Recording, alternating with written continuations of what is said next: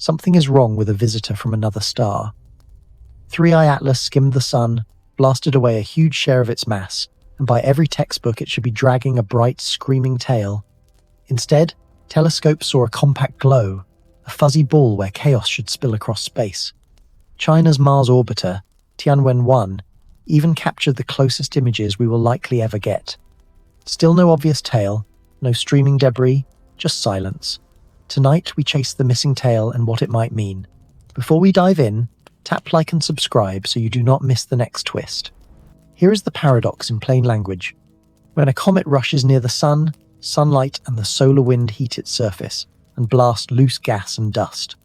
Radiation pressure shoves that material away from the sun, carving a graceful tail that points anti-solar, meaning away from the glare. The closer the pass, the stronger the outflow, the bigger the tail. With 3IATLAS, the numbers are not whispers. Astronomers tracked a small but measurable push on its motion that cannot be explained by gravity alone. That extra push signals vigorous outgassing.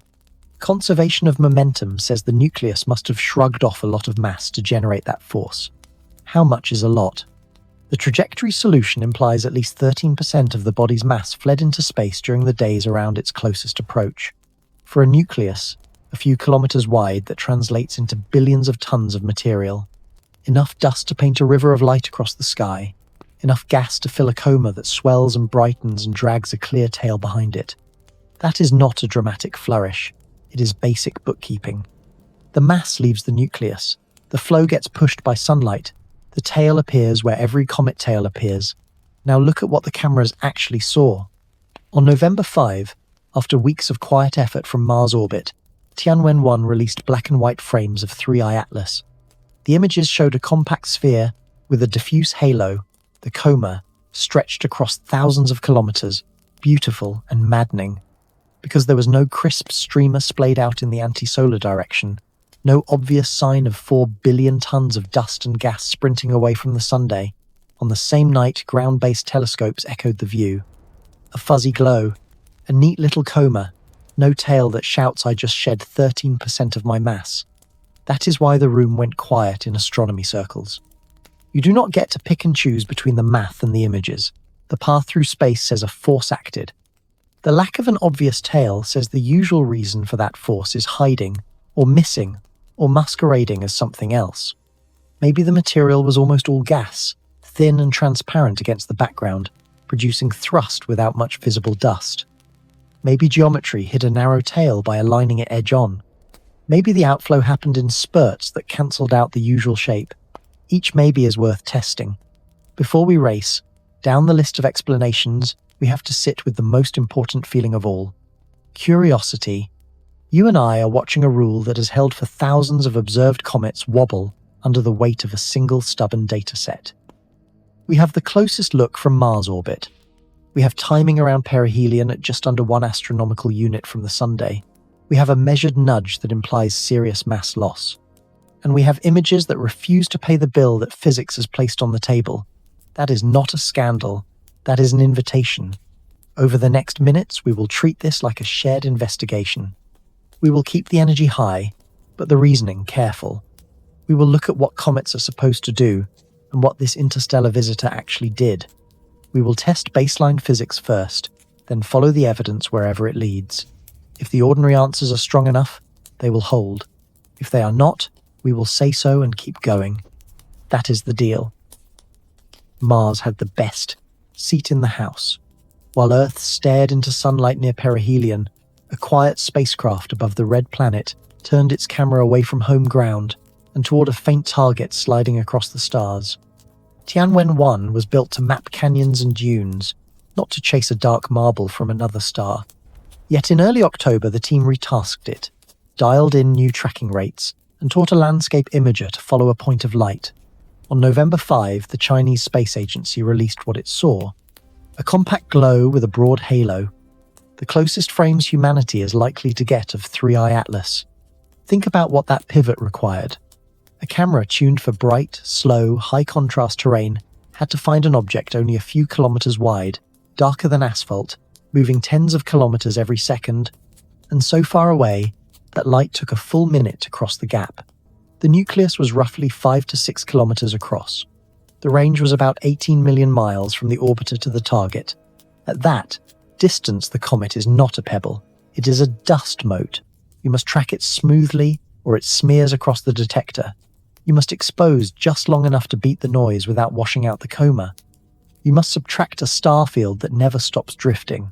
Engineers love this kind of problem. They leaned on gyros and star trackers.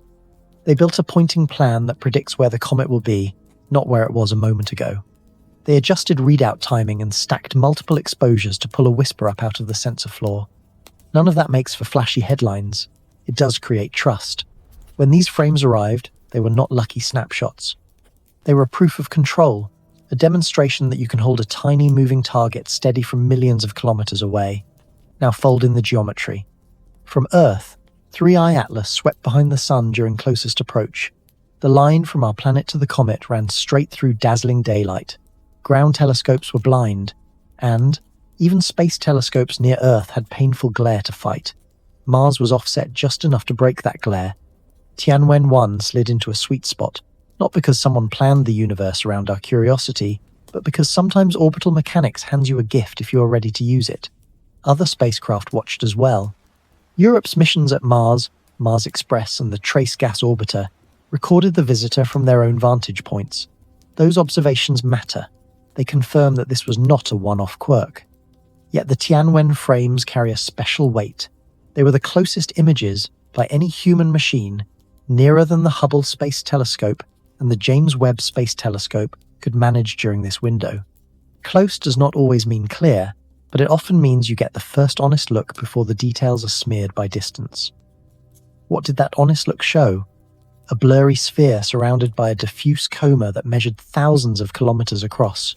No sharp streamer, tearing away from the Sunday, no bright ribbon pointing into interplanetary space. The silence in those images is the point.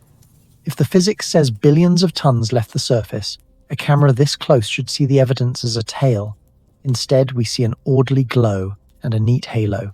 That is why these frames are more than postcards. They reset expectations. They tell us the missing tail is not just an artifact of long-distance viewing or bad weather over Italy. They tell us the problem followed the comet into the best geometry we had. The closest look was not simply a triumph of engineering. It was a clue, and clues demand the next step. Begin with a picture you can feel. The Sun bakes a dark, porous surface, and the trapped volatiles inside start to boil. Gas bursts from vents and drags fine dust with it. Sunlight and the solar wind then shove that material away from the glare. The result in textbook after textbook is simple. A coma swells around the nucleus and a tail points. Anti-solar, like an arrow of smoke on a windy day. Now swap the metaphor for mechanics. A comet is a natural rocket. When gas and dust shoot off one side, the nucleus gets a tiny push the other way. Astronomers measure that push as a deviation from the path gravity alone would draw. Even if the kick is small from 1 minute to the next, the effect accumulates over days and weeks. Plot the positions on the sky, and you can see the nudge. That nudge is the signature of mass leaving the body. Momentum conservation turns that signature into a bill that must be paid. If the nucleus accelerated a little away from the Sun and a little sideways, then a lot of material had to be thrown overboard to create the matching reaction. For 3IATLAS, the accounting says at least 13% of its mass left during the perihelion passage. Translate that into something you can imagine. Billions of tons in only a few days. That is quarry-scale physics on a cosmic stage. The next step is where visibility enters. Gas can be faint, but dust is bold. Micron-sized grains scatter sunlight well, especially at small angles near the Sunday. That is why ordinary comets blaze into fans and streamers that even modest telescopes can record. If a nucleus throws off a mountain of material, a tail should appear where the solar wind and radiation pressure drive it. The anti-solar direction becomes a compass you can trust. There are wrinkles, and they matter. Comets are lumpy. Vents switch on and off as the body rotates. Diurnal heating can move the active region around the surface like a spotlight. These effects tilt the outflow and can create jets that do not line up perfectly with the sunline. That is how you get a transverse push in the trajectory solution. Yet the geometry still funnels most dust away from the Sun overall. The fine structure may twist. the basic arrow should still point. Consider scale. A nucleus roughly 5 to 6 kilometers wide has a surface area of tens of square kilometers. Even if only patches are active, the sheer energy near one astronomical unit can drive enormous mass flow. The coma grows to thousands of kilometers across. Then the dust feels the sunlight as a steady hand pushing it outward. If you could hover beside the comet, you would see grains lifted, accelerated, and sorted by size into a broad streamer. Now return to what the cameras delivered. A compact coma, no crisp streamer. The anti-solar direction looks quiet. That visual silence must reconcile with the dynamical shout written into the orbit. If almost all the expelled material were gas, the thrust could be strong while the look stays subdued. Carbon monoxide or carbon dioxide jets can carry momentum without leaving much dust behind. That is a real possibility, but it comes with a test. Spectra should reveal abundant gas, and time series should catch a fading signature as the vents relax. Another option is geometry. If the tail lies almost exactly along our line of sight, its width collapses and its surface brightness drops. Edge-on alignment can hide structure that otherwise looks obvious. That too has a test. Different observers at different vantage points should see different shapes. With Tianwen-1 near Mars and ground observers on Earth separated by giant baselines, a pure geometry trick becomes harder to sustain if everyone reports the same compact glow. The physics is not offended by challenges. It invites them. Outgassing must produce a reaction force, and ejected material must go somewhere. If the material is mostly gas, we chase it with spectra. If the tail is aligned, edge-on, we check parallax and viewing angles. If the vents were impulsive and brief, we search for timing that would smear a tail into the background. Step by step, we let the numbers decide which doors stay open. That is why this section matters. It sets the rules of the game before we argue about plays. Near the sun, a comet is a rocket whether it wants to be or not. And rockets leave fingerprints. The path of 3IATLAS says a powerful hand pushed it. The sky says the usual fingerprint is faint or missing. Physics demands both facts be true at once, and our job is to discover the bridge between them. The first reality check arrived within days of closest approach. On November 5, 2 independent teams released images of 3IATLAS after it had rounded the sun and should have been unfurling a brilliant streamer. The Virtual Telescope project in Italy and the Naves Observatory in Spain both marked the direction toward the sun on their frames and traced the anti-solar line where any respectable tail should point. In both datasets, the comet looked the same. A compact glow with a small coma and no obvious tail. 2 observatories, 1 conclusion. The sky was quiet where it should have been loud. Comparisons make or break mysteries, so the Spanish team did something simple and devastating. 2 days earlier, they had photographed a garden-variety comet named Lemon. Same telescope, same operator, similar geometry in the sky. Lemon displayed a crisp plume exactly along the anti-solar axis, a textbook tail that made the physics feel dependable. Place the Lemon frame beside 3IATLAS, and the contrast snaps into focus. One looks like a comet. One refuses the role. That is where viewing geometry steps into the conversation. Could the tail be there yet hidden by perspective? Edge-on alignments can flatten a wide fan into a thin streak whose surface brightness falls below the detection threshold. The easiest way to test that is to look from different angles. Earth-based telescopes and a camera in Mars orbit give us a huge baseline. If the tail were mostly hidden from Italy, it should reveal itself more clearly from Mars or vice versa. Instead, the reports agree. Compact coma, no clean streamer. The geometry excuse gets thinner. Maybe the tail exists, but it is dominated by gas rather than dust.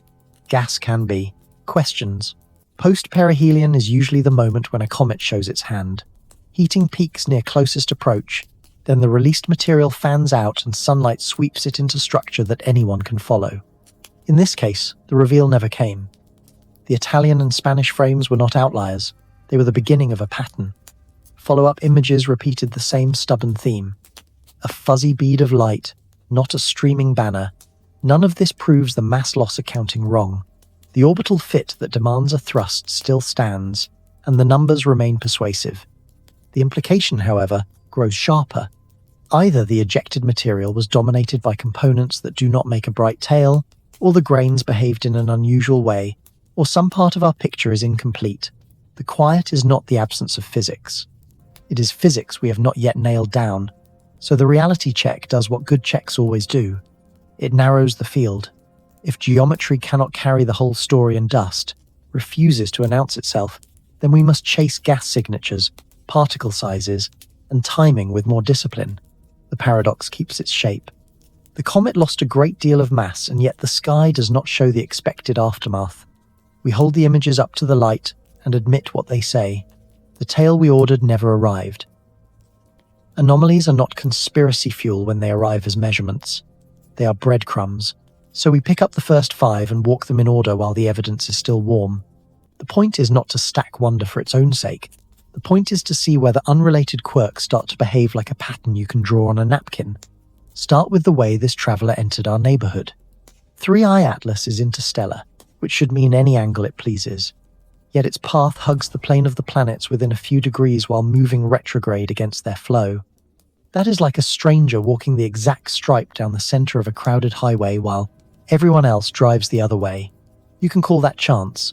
Astronomers did the math and found a likelihood near 1 in 500. Not impossible, not comforting either. Next comes the sunward jet.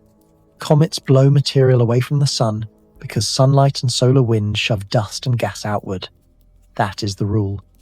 Mid-year imagery captured a feature that refused to obey, a narrow jet pointing toward the glare. Not the perspective trick known as an anti-tail. That illusion has a fingerprint that modelers know how to subtract. Teams checked geometry, timing, and viewing baselines. The sunward feature persisted. A real jet-fighting headwind is hard to square with simple radiation pressure. When a rule bends that far, you take another picture, and then another. The result stayed strange. Third is a duet of size and speed.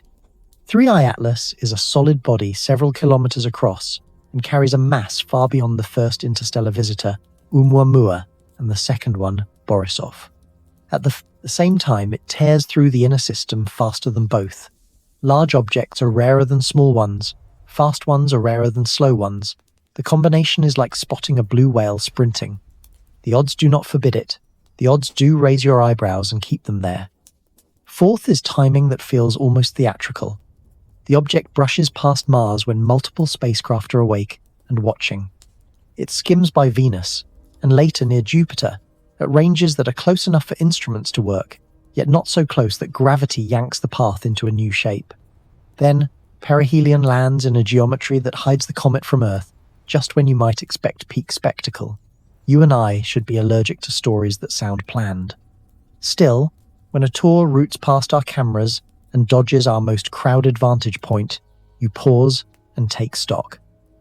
The fifth oddity lives inside the light itself.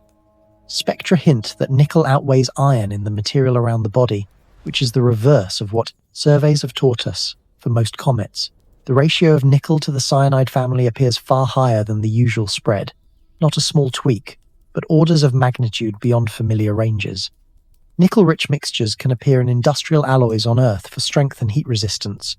That does not make this alloyed hardware. It does make the chemical fingerprint feel foreign compared with ordinary icy dirt balls. 5 oddities down and the story starts to hum. Each piece can be explained with a special angle, or a special birth environment, or a special sequence of heating events. Stack several specials, and you begin to wonder whether there is a common root hiding under the floorboards. We do not get to declare a grand cause because our curiosity wants one. We earn that step if the numbers insist on it, so we mark what we have. A path that hugs the ecliptic while swimming against the current. A jet that points into sunlight. A body that is both big and fast. A timetable that flatters. Our cameras while ducking our best view. A composition that flips expectations. None of these is a verdict. Together, they start to feel like a rhythm. The question is whether the second half of the list keeps the beat. Now we cross into the chemistry and the light itself. The tally begins with water, the ingredient that usually dominates comet nuclei.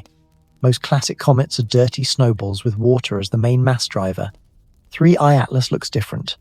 Analyses put water at only a few parts in 100 by mass, closer to rock with frost than to an ice-rich wanderer. That flips a core expectation. With little water, thermal behavior near the sun changes. Vents can be fewer and harsher. Dust lifting can stall if grains cling to a denser surface. Low water is not a headline by itself. Coupled with strong non-gravitational acceleration, it becomes a signal that something unusual powers the thrust. Next is polarization, which sounds abstract until you realize it is simply the orientation of light waves after they scatter from particles. Comets have a well-mapped polarization fingerprint that depends on grain size, porosity, and composition. 3IATLAS parts company with that library. Measurements show unusually strong negative polarization, a trend beyond the range that models tuned on thousands of observations have reproduced. When polarization goes off script, it says the grains are not behaving like the fluffy silicate and organics mix that suits most tails. Either the grains are compact and metal-rich, or the size distribution and surface coatings are outside familiar families. Light is telling us the dust, if dust is even present in quantity, is not normal dust. Color joins the case. Near closest approach, the object brightened faster than the standard playbook would predict, and the spectrum edged bluer than sunlight itself. Most comets run neutral to slightly red because dust scatters longer wavelengths a bit more efficiently. Blue is rare in these contexts. It often hints that fine particles or specific gases are dominating what we see. A quick blue surge paired with rapid brightening is a clue that whatever came off the surface did not build a long-lived dusty fan. It flared and faded, leaving less structure than expected. There is also the sky map coincidence that refuses to die in comment sections. The inbound direction overlaps within several degrees of the region, tied to the historic WOW signal detected in the late 1970s. Precision matters here. The uncertainty on that old radio source covers a patch of sky many moons wide. A several-degree overlap can happen by accident. Still, the alignment lives in the anomaly list because it is a small number, and because curiosity is allowed to notice small numbers, provided we do not pretend coincidence equals cause. By now, you can feel the rhythm. Low water content points toward a tougher body that sheds less easy dust. Polarization says the grains we do see are not the usual porous fluff.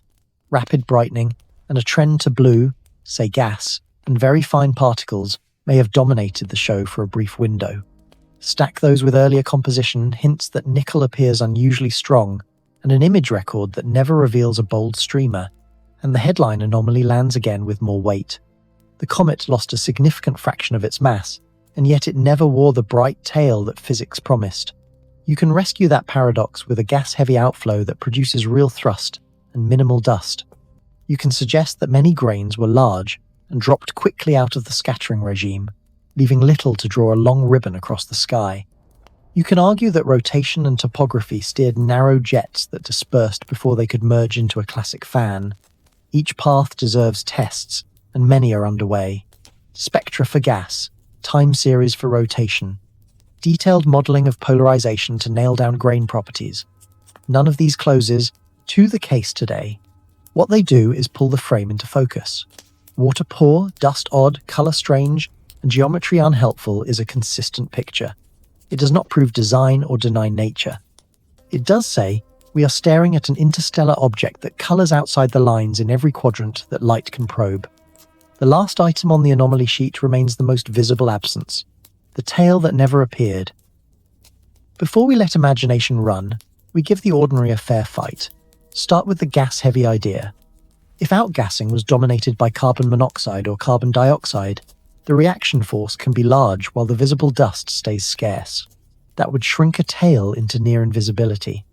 The cost is that spectra ought to show strong gas lines, and the timing of those lines should track the orbital push. If later data fail to find the expected signatures at the required strength, the bill comes due. Next is geometry. A tail almost perfectly aligned with our line of sight will look thin and dim. That can happen for one observer. It is harder to sustain for two vantage points separated by the gulf between Earth and Mars. The cost is coordination. You need the tail pointed at both observers across different days and changing angles. Celestial coincidences do happen, but asking for days of alignment from both baselines stretches luck. Consider dust physics. If the grains were large, compact, and dark, they scatter light poorly and fall out of the classic bright fan. Electrostatic cohesion and surface sintering can also keep regolith clumped, so that vented gas slips through pores without lifting much material. This path has appeal because it fits the low water story and the strange polarization. The cost is that you must still deliver the measured thrust with minimal dust carry. That demands vent pressures and gas production rates that push the high side of natural models. Rotation can hide a lot. Imagine narrow jets that fire from a few active pits. As the body spins, each jet draws a tight spiral in space. If the bursts are brief and the rotation rate is just so, the spirals blend into a compact coma rather than a drawn-out streamer. The cost is choreography. You need active areas placed in just the right way, with duty cycles that produce the observed push while avoiding a visible fan as viewing geometry changes. Not impossible, not cheap. There is the accounting itself. Perhaps the non-gravitational acceleration was overestimated by small systematics in the astrometry. If the true push was weaker, the required mass loss drops, and the missing tail problem softens. This avenue deserves scrutiny. The cost is that multiple teams have modeled the trajectory through perihelion, using independent data, and converge on a similar extra acceleration with both radial and transverse components. To erase that signal cleanly, you need several unrelated biases to lean the same way. Forward scattering can fool the eye. Near the sun, light scatters, strongly at small angles, and can make the coma look brighter than the tail, even when dust exists. If you catch the comet at a phase angle that pumps the halo while the tail points nearly edge-on, your images will emphasize a compact glow. The cost is that as the phase angle evolves, the emphasis should flip and a streamer should emerge. When repeated observations under changing geometry keep returning the same compact look, the optical trick explanation loses power. Finally, composition. A body with low water, unusual nickel to iron balance, and odd polarization could be a perfectly natural product of a cold, metal-rich birthplace around another star. That would explain unfamiliar vent chemistry and grain behavior without any need for control or design. The cost is parsimony. You ask for an uncommon formation environment, an uncommon thermal history, and uncommon surface physics that together also land the object on an uncommon trajectory and timetable. The explanation stays natural, yet it begins to resemble a necklace of specials. None of these exits is a dead end. Each buys a slice of the truth. The problem is the tab. When one fix explains one measurement, two more measurements demand new exceptions. We are not multiplying tiny odds to scare ourselves. We are noticing how the least contrived story still requires several uncommon features to cooperate at once. The fair outcome of this exercise is simple. Conventional physics may still carry the day, but it must do so with a model that connects gas chemistry, grain properties, rotation, geometry, and dynamics in one clean arc. Anything less leaves the paradox intact. There is a reason scientists get twitchy when the word artificial enters the room. Extraordinary claims demand extraordinary receipts. Still, a fair investigation must ask whether some of the oddities could look like direction or design without jumping to fantasy. Begin with the travel plan. An interstellar body arrives nearly in the plane of the planets, slips past Mars when cameras are awake, swings by Venus, approaches Jupiter, then hides from Earth near closest approach. Add the nickel-heavy signature, the low water content, the sunward jet, and the missing dust. On paper, that ensemble can resemble a dense, durable traveler built to survive heat and radiation, shedding little loose material, and sometimes pushing itself in ways that mimic natural jets. Imagine a rock and metal object with internal channels or vents that can open and close. When pointed sunward, those vents could expel material in a way that looks like a jet battling radiation pressure. The thrust would appear in the trajectory exactly as outgassing does, but the visual tail could stay faint if the exhaust is mostly gas or very fine particles. A water-pore mixture would help because it reduces easy dust lifting. A nickel-rich skin or coating would change how light scatters and polarizes, potentially matching the strange measurements. None of this proves intent. It shows a path by which measurements that look incompatible with ordinary comets could arise from controlled or engineered behavior. Now, measure that idea against discipline. If a traveler is maneuvering, there should be patterns that repeat with a purpose, bursts that align with certain viewing geometries. non-gravitational pushes that correlate with fixed orientations rather than with changing sunlight alone, light curves that show regular modulation tied to an internal clock rather than to simple rotation and heating, spectral lines that strengthen or weaken in ways that track scheduled venting rather than smooth thermal cycles. These are testable signatures. They push the speculation into the realm of predictions that can be confirmed or ruled out. Consider thermal behavior. A dense object with high thermal inertia warms and cools sluggishly. That can create outflow that lags behind sunlight in a steady, predictable way. If the flow instead arrives in crisp steps, with sharp on and off transitions, that begins to look like deliberate control rather than passive heating. Polarization can help here. Compact metal-rich grains and engineered surfaces scatter light differently than porous silicate fluff. Phase angle sweeps across weeks can map those differences. If polarization curves refuse to follow any dust model but sit comfortably with a compact, reflective surface plus thin gas, the story tightens. Communication searches are the temptation everyone thinks first. Coherent radio is easy to imagine and almost never found. A better use of time is to chase mechanical signatures that a cautious traveler could not hide. Micro-timing in the non-gravitational acceleration. Jet directions locked to body axes rather than to local noon. Recurring flares with a constant interval that does not match any plausible spin. These are subtle, but current instruments can look for them, especially while the object is still bright enough for high cadence tracking. There is also humility. Apparent tour routing may simply reflect the fact that we station many cameras around Mars and none near deep space where most visitors pass unseen. Selection effects can look like intention when the sample size is tiny. The same caution applies to the wow signal overlap. A small alignment on a large patch of sky is a curiosity, not a confession. The job is to keep that balance. Be open to the provocative path. Be ruthless about what would make it real. So here is the most honest position we can hold. A dense, water-poor, nickel-heavy body that sometimes vents sunward and leaves little dust could be a durable natural fragment born in an unusual system, or it could be a crafted traveler shepherding its mass through harsh space. The difference will not be decided by vibes. It will be decided by signatures that only one story can produce without strain. Until those signatures appear, we keep both doors ajar and let the data push us through the right one. Time to separate anchor from fog. The anchors first. Tianwen-1 delivered the closest images we are likely to see, and those frames show a compact coma without a clean streamer. Ground-based follow-ups from different vantage points repeat the same story. The trajectory solution demands a non-gravitational push around closest approach that requires major mass loss. Photometry and polarization are out of family with the historic comet library. Water appears scarce. Composition hints lean nickel-heavy compared with iron in a way that feels foreign. None of those pillars is built on wishful thinking. They are measurements. Now the fog. We do not yet know the mechanism that ties these measurements into one engine. We do not know the true particle size distribution near the nucleus, or whether the grains are compact and dark or fragile and bright. We do not know how much gas dominated the outflow, or how quickly the production switched on and off.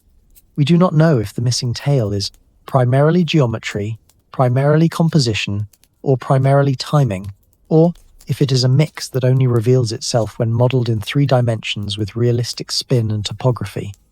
We do not know whether the 10 oddities share a single cause, or if they are a flock of unrelated quirks arriving at once.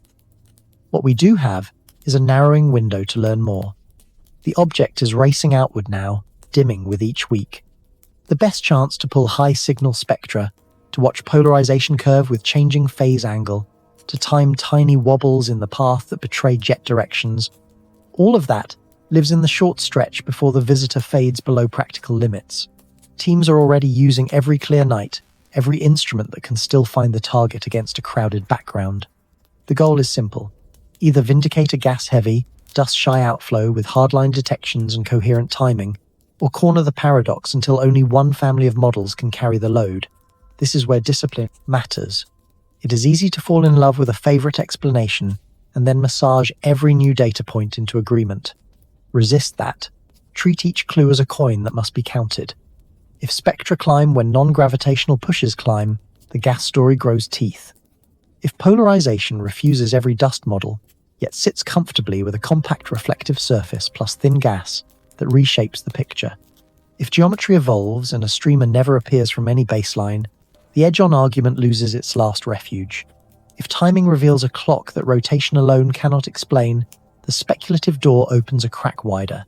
There is also the reality that we may not get a clean verdict. The cadence of space does not care about our deadlines. If the signal stays faint and the target drops into the noise, the mystery will harden. That is not a failure, it is a result, a durable puzzle that forces better tools next time. The point of a shared investigation is not the thrill of a dramatic reveal, it is the habit of building knowledge one stubborn piece at a time, and the honesty to say not yet when the pieces do not lock. So we hold two things in our hands at once. In one hand, a chain of hard facts that define the paradox. In the other, a short window to add the missing links before the trail goes cold. Whichever story wins will have to carry all the measurements without strain. The patient, gas-heavy comet scenario can do it if the lines and timing line up. The unconventional idea can do it if it produces signatures that natural models cannot fake. Either way, the clock is running, and our job is to squeeze as much truth as we can from the light while we still can. Pull back from the close-ups, and you can feel it. We are at the ground floor of a new branch of astronomy. 8 short years took us from theory to trend. First came Oumuamua, with a shape and a drift that dodged every tidy model. Then Borisov, which looked comfortingly comet-like yet still carried chemistry that raised eyebrows. Now, 3IATLAS inks a whole ledger of oddities at once, and refuses to wear a tail when the math insists on one. 3 visitors in one young decade, and none of them simple. That is not a nuisance. That is a pattern whispering, do not assume. The most important shift is not a specific anomaly, it is the way we approach these travelers. In the past, a comet was a seasonal spectacle, and an asteroid a catalogue entry. Interstellar objects are different. Each one is a free sample from a distant nursery with physics written into its surface and history baked into its spin. The right response is a playbook that starts the hour a new object appears. Immediate orbit fits to catch non-gravitational nudges. Rapid color and polarization to fingerprint grains before activity changes them. Spectra for gas while the target is still bright. High cadence timing to watch for jets or thrust that behaves like a clock. A whole field learning to sprint. That playbook extends beyond instruments. It changes how we talk about uncertainty. On this channel and in labs around the world, we honor 2 truths at once. Curiosity wants bold ideas. Discipline wants receipts. When data pull toward ordinary outgassing, we say so. When the numbers corner us into unfamiliar space, we say that too and keep asking. The reward for that honesty is trust. Viewers know we will not force a verdict to fit a headline. Scientists know that public enthusiasm can handle the words "not yet" without losing interest. The tools are about to level up. The Vera Rubin Observatory will scan the entire visible sky every few nights and will catch fainter and faster movers than current surveys can hold. That means the next decade could deliver a steady parade of interstellar targets. Some will be quiet rocks that draw a clean arc and leave. Some will flare and spin and spray like no comet we have met. A few may present the same stacked oddities that 3IATLAS brought to our door. With every new object, the statistics sharpen and the outliers either relax into patterns or stand out in bolder relief. Those statistics matter because they tame stories. If low water and nickel-heavy fingerprints show up often, we will build models of metal-rich birthplaces that make sense. If sunward jets repeat, we will find the geometry or microphysics that lets them happen. If missing tails become a motif, we will rewrite our intuition about dust lifting on dense, ancient surfaces. And if one day we see signatures that match control rather than coincidence, we will be ready to make that claim carefully, and only when the data can carry it. 3IATLAS leaves us with a gift that is larger than its own mystery. It teaches patience without passivity. We do not wait with folded arms. We plan better surveys, design faster analysis, practice extracting truth from faint light and noisy timing. We cultivate a community that can be thrilled by a paradox and still ruthless about methods. That is how a young field grows up. Somewhere beyond Neptune, something else is already inbound. It may be dim and slow, or small and unbelievably fast. It may carry water or hardly any. It may glow red or edge blue. What it will definitely carry is information from a place we cannot visit. When it appears, we will meet it with sharper tools and wiser questions, and together, we will push the boundary between the known and the next thing.